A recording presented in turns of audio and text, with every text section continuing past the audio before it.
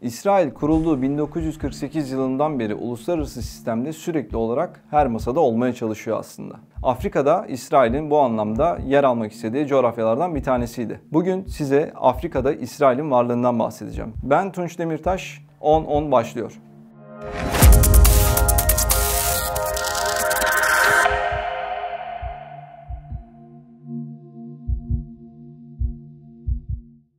İsrail hem algıladığı güvenlik tehditleriyle uzak bölgesinde mücadele etmek, hem Afrika ülkelerine kalkınma yardımlarında bulunmak, hem kıtada bulunan Yahudi toplumuyla bağlarını devam ettirmek, tabi bu ne kadar böyle ifade edilse de İsrail'in Afrika Yahudilerine karşı uygulamalarıyla söylemlerinde farklılıklar olabiliyor. Dolayısıyla bu tür angajmanlara girme konusunda İsrail, Afrika'da ciddi anlamda adımlar atmaya çalışan farklı bir ülke olarak karşımıza çıkıyor.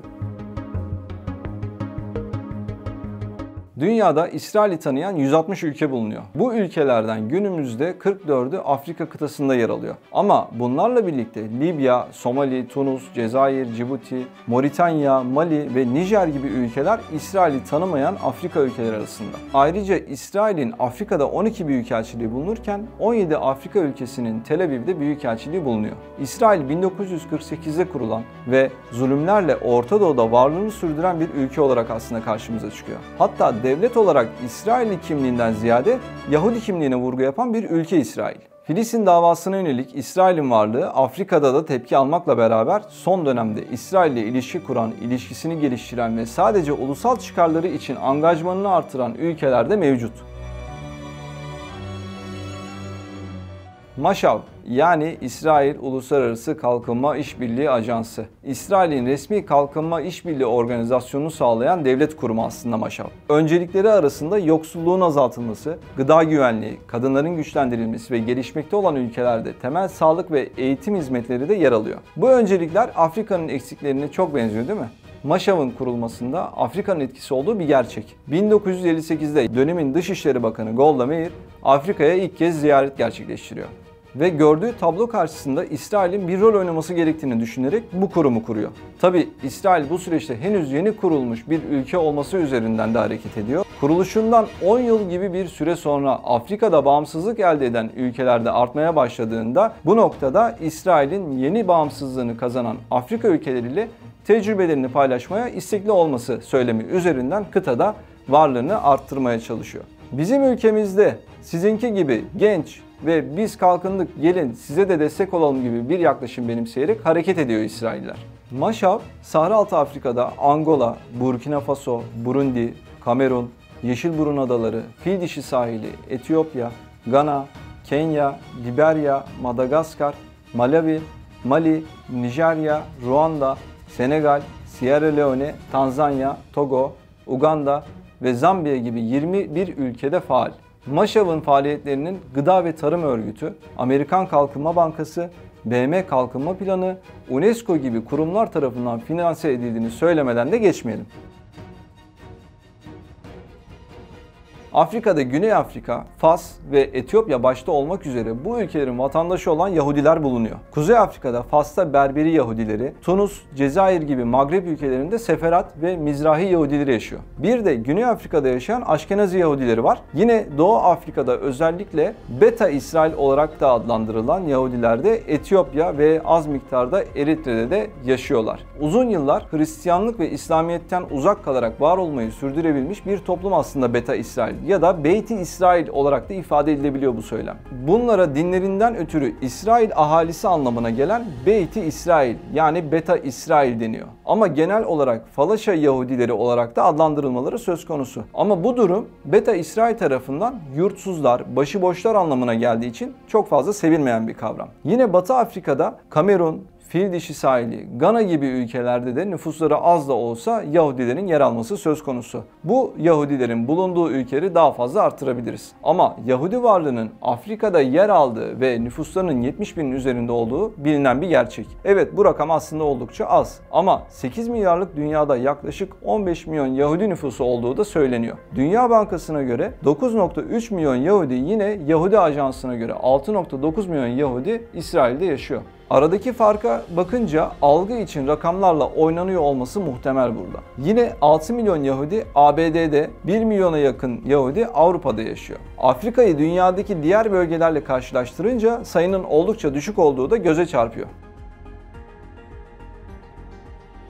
İran'ın bölgesel etkisi ve nükleer programı İsrail için öncelikli bir güvenlik tehdidi. Dolayısıyla İran, İsrail'e yönelik başlıca güvenlik tehditleri arasında yer alan bir ülke. Böyle bir durumda her iki ülkenin diğer bölgelerde olduğu gibi Afrika'da da nüfuz alanları ve çatışan çıkarlarının bulunması gerçek. Bu sebepten İsrail, İran'ın Afrika'daki nüfuzunu ve faaliyetlerini yakından takip eden bir ülke. İran, Doğu Afrika'daki deniz varlığını ve kara hedeflerini desteklerken Eritre ve Sudan ve daha az ölçüde Cibuti ile iyi ilişkiler sürdürmek için bunu bir yumuşak diplomasi bir biçimi olarak kullanıyor. İran tankerleri ve askeri gemiler de dahil olmak üzere diğer gemiler Eritre'nin Massawa, Asab limanları ve Sudan limanına sık sık uğruyordu geçmişte. Ama İran-İsrail mücadelesinin özellikle Doğu Afrika'daki boyutu karmaşık bir yapıda. Bu durum Orta Doğu'da iki ülkenin mücadelesinin bölgeye yakın olan Doğu Afrika'da sürdürülmesine de sebep oluyor. Mesela İran'ın Basra Körfezi ötesindeki hedefleri için Yemen'de bulunması gerekiyordu ve bu noktada İran, Eritre ile iyi ilişkilerini Yemen'deki rekabet alanı için kullanıyordu. Bunun dışında bölgede İran ile rekabetin farklı bir aktörü olan Suudi Arabistan'ın zayıf ilişkilerine baktığımızda Doğu Afrika'daki İran varlığı ve buna karşılık İsrail'in hamlelerinin bir gereklilik olması önümüze çıkıyor. Yani özü itibariyle İsrail, İran'dan algıladığı güvenlik tehditlerine ve kuşatma girişimlerine yanıt vermek için Afrika'daki varlığını güçlendirmeye çalışıyor diyebiliriz.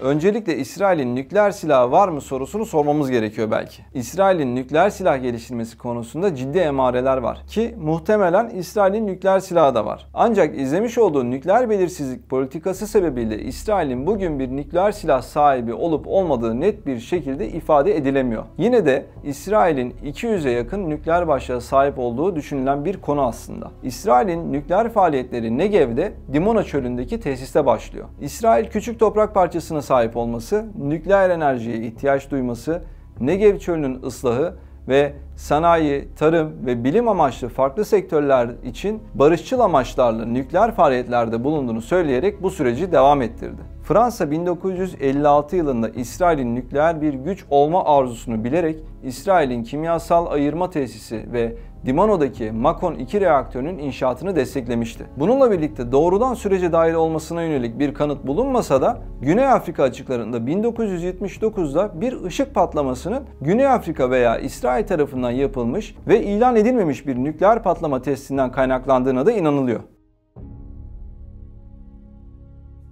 Mordecai Vanunu, Faslı bir Yahudi, İsrail'in nükleer faaliyetlerini ifşalayan kişi. Her ne kadar İsrail nükleer belirsizlik politikası uygulasa da 1986'da yaşanan Vanunu olayı İsrail'in nükleer kapasitesiyle ilgili somut bilgileri ortaya koyuyordu. 1977'de Dimona'daki nükleer tesiste teknisyen olarak çalışmaya başlayan Vanunu 1985'te işten çıkarılıyor. Bu zamana kadar tesislerin içinden gizlice 57 fotoğraf çekilmişti tabii. İşten çıkarıldıktan sonra Avustralya'da Sydney'de yaşamaya başlayan Vanunu İsrail'in nükleer faaliyetleriyle ilgili İngiliz Sunday Times gazetesinde haber yapılması için iletişime geçiyor. Sonra bilgilerin doğruluğu teyit edilince 5 Ekim 1986'da haber yapılıyor ve bunun üzerine Bal Tuzağı adı verilen operasyon başlatılıyor. Vanunu'ya kendisini Cindy adında bir Amerikalı turist olarak tanıtan Mossad ajanı Cheryl Bantoff, Vanunu'yu Roma'da bir tatil için ikna ediyor. Ve bunun üzerine Cindy ve Vanunu Roma'da tatile gittikten sonra İsrail operasyonunu başlatıyor. 30 Eylül 1986'da yakalandıktan sonra Vanunu 3 Mossad ajanı tarafından uyuşturucu bir iğneyle uyutuluyor ve sedye yardımıyla bir gemiye transfer ediliyor. Mossad ajanları etraftan kendilerini görenlere rahatsızlık geçiren yakınlarını hastaneye götürdüklerini söylüyorlar. Ama Mossad ajanları Vanunu'yu kendilerini de bekleyen bir tekneye götürmüş ve açık denizde bir yük gemisine nakletmişlerdi. Buradan sonra Vanunu İsrail'de Hayfa limanına götürüldü. 1976'da diğer bir operasyon Entebbe operasyonu. Filistin Kurtuluş Örgütü'ne yönelik Air France uçağını Uganda'nın Entebbe Uluslararası Havalimanı'na indirmeleri ve İsrail'in hızlı bir operasyonla 1 saat içerisinde bütün Filistin Kurtuluş Örgütü üyelerini ele geçirmesiyle sonuçlanan bir askeri operasyondu bu operasyon.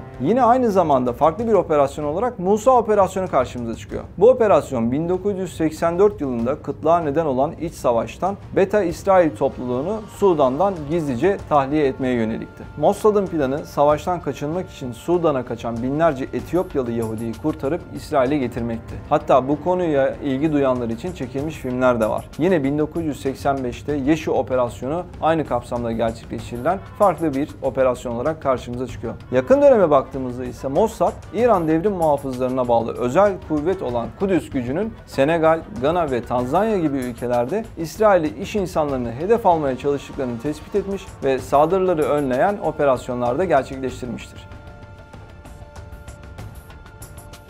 Vela olayı olarak adlandırılan bir hadise var. 1968 yılında İsrail gizlice Batı Almanya'dan 200 ton doğal uranyum satın alıyor ve bu satış İtalyan kimya şirketine gönderilmek üzere satın alındığı gibi gösterilerek Avrupa Atom Enerjisi Komisyonu tarafından onaylanıyor. Mossad tarafından satın alınan bu uranyum Schersberg A adında yurt dışında dolaştırıldı. Schersberg A, Belçika'nın Antwerp limanından yola çıkarılarak gizlice İsrail yük gemisine de aktarıldı. Euratom, İsrail'in söz konusu uyguladığı bu durumu bir süre sonra anlamış ve durumu hemen Amerikan Atom Enerjisi Komisyonu'na bildirmişti. Daha sonra Euratom projeyi ilerleyen 10 yıl süre boyunca örtbas etmişti. ABD Vela uydusu 22 Eylül 1979'da Güney Atlantik'te ışık parlaması yakalıyor. Bu durumun Güney Afrika ve İsrail'in ortaklaşa düzenlediği düşük verimli nükleer aracı olduğundan kaynaklandığı yönünde spekülasyonlar ortaya atılıyor. O gün patlamayla ilgili Güney Afrika olayın gizemi konusunda herhangi bir açıklama yapmadı tabii ki. Uzmanlar ve istihbarat çalışanları arasında o dönemde yaşanan olayın nükleer silah testi olduğuna yönelik hala ortak bir görüşte bulunmuyor.